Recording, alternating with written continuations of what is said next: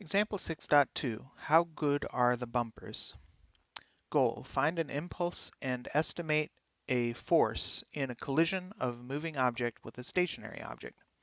In the problem, we want to take a car of mass 1,500 kilograms colliding with a wall and rebounding. The initial and final velocities of the car are negative 15 meters per second and positive 2.60 meters per second, respectively. If the collision lasts for 0.150 seconds, find the impulse delivered to the car during the collision, and B, the magnitude and direction of the average force exerted on the car. Okay, we've got a 1,500 kilogram car. Its initial velocity is negative 15 meters per second, final velocity of 2.60 meters per second, and delta t equals 0.150 seconds. We can use force delta t equals delta p.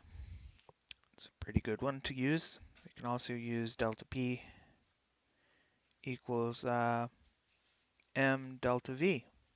So let's do this one first. Mass times 1,500 times v final, 2.6 minus 15 minus negative 15, and minus negative 15 gives you a plus 15, so 1,500 times 17.6.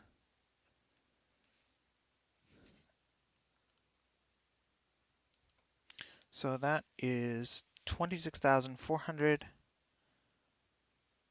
kilogram meters per second.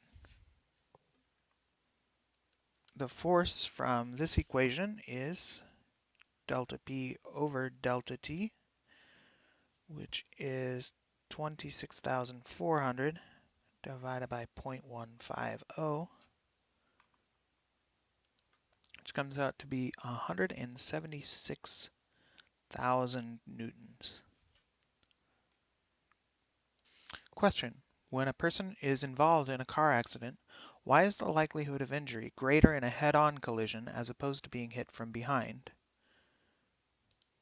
I'm not sure if I agree with the idea behind this question. Most people have airbags in the front. Oh, okay. They're thinking of a head-on collision between two cars that are coming directly at each other. Okay. I was thinking of equal speed collisions where the person could be, if the person was hit from behind, their head would go that way and hit the back of the seat versus the going this way and hitting the airbag that was coming out. But if those velocities are equal, and there's probably about the equal amount of chance of injury. However, if you have two cars that are coming towards each other, one going 50 miles per hour and the other one going 50 miles per hour this way, their relative velocities are, of course, 100 miles per hour, which would result in a much larger change in momentum for both of them than if one of them collided with, like if one was going 60 miles per hour this way, which would just be a relative speed of 10 miles per hour. So 6.2, suppose the car doesn't rebound off the wall, but the time interval of the collision remains at 0.150 seconds. In this case, the final velocity of the car is 0. Find the average force exerted on the car.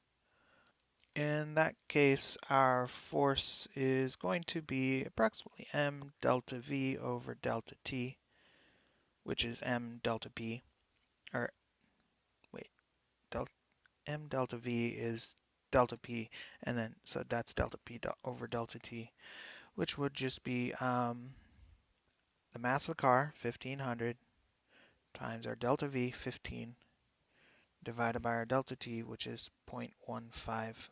Look at all those 15s. Anyway, this comes out to be 150,000 newtons.